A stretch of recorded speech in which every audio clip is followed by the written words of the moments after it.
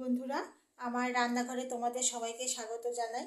তো আমি এখন করব বোয়াল মাছের মাথা চচ্চড়ি। তো এখান থেকে আমি এরকম বোয়াল মাছের মাথা নিয়ে নিচ্ছি, তার সঙ্গে একদম মাথার সাইড দিয়ে যে মাছটা, সেই মাছটাকেও আমি এইভাবে নিয়ে নিয়েছি। তা এটার সঙ্গে মশলাপাতি যা যা লাগবে সেটা বলছি। সেটা হচ্ছে, এখানে আছে পেঁয়াজ বাটা, লঙ্কা আর পেঁয়াজ বাটা, এখানে আছে রসুন বাটা, এখানে আছে হলুদের গুঁড়া, আর এখানে আছে লঙ্কার গুঁড়া, তার সঙ্গে থাকবে লবণ আর তেল।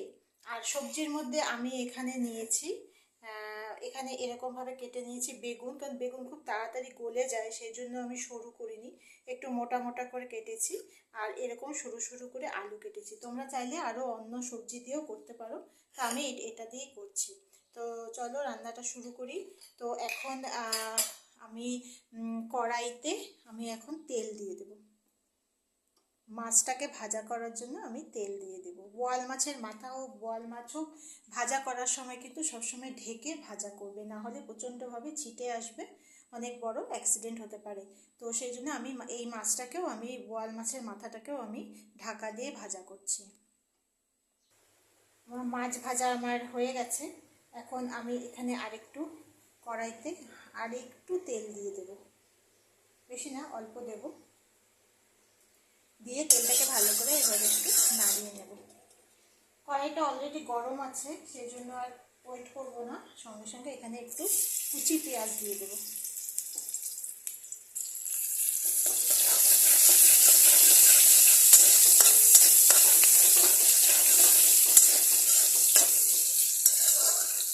একটু হালকা ভাজা করে নেব।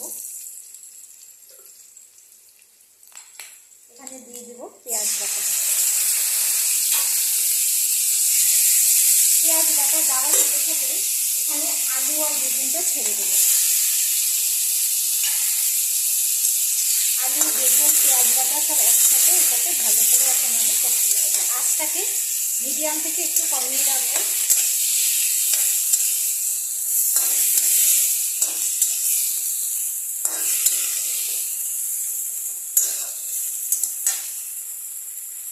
এখন দিয়ে দেবো লবণ,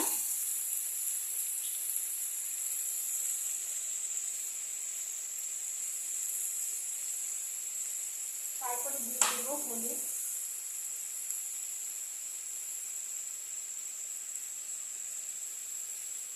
তারপরে দিয়ে দেবো এখানে লঙ্কা জিরা।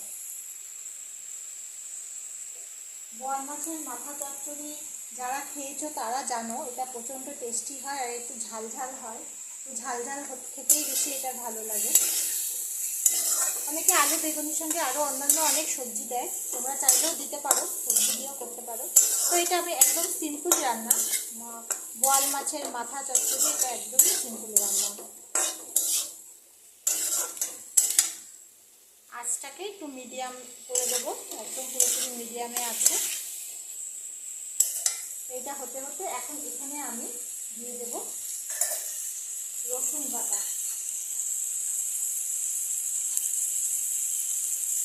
এক চামচ রসুন বাটা। তো এটা আমি একটু পরে দিচ্ছি, রসুনটা একটু পরে দিলাম। ওই প্রথমে দিলে যে এটা ভর্তা নষ্ট হয়ে যায়, তো একটু পরে দিলে ভর্তাও থেকে যায়, সেন্টটাও খুব সুন্দর বেরোয়।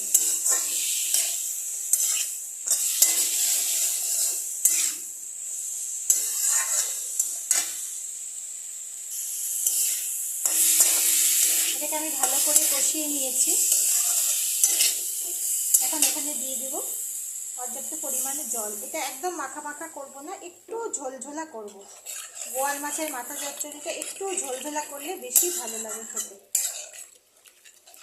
সেই বুঝে আলু আর বেগুন যতক্ষণ সিদ্ধ হবে ঠিক ততটাই আমি জলটা দেব। দিয়ে এখন ঢাকা দিয়ে এটাকে 5 থেকে 7 মিনিট মতো এটাকে হতে দেব। ঢাকনা উঠিয়েছি, ঢাকনা ওঠানোর পরে জলটা অনেকটা শুকিয়ে গেছে। আঁচটাকে একদম বাড়িয়ে দিয়েছি। এখন এই মাথা আর মাছটাকে দিয়ে দেব। মাথাটাকে এরকমভাবে ভেঙে দিতে হবে। এই মাথাগুলোকে দিয়ে ভেঙে দিয়েছি আর একটু জল দিয়েছি, যাতে মাথার সাথে ঝোলটা মানে একসাথে ফোটানোর জন্য একটুখানি জল দিয়েছি। আঁচটাকে আবার মিডিয়াম করে এটাকে আবার 2 থেকে 3 মিনিট এটাকে ফুটতে দেবো। এই যে এটা আমার হয়ে গেছে। আমি এরকম একদম এরকম ঝোল ঝোল রাখবো।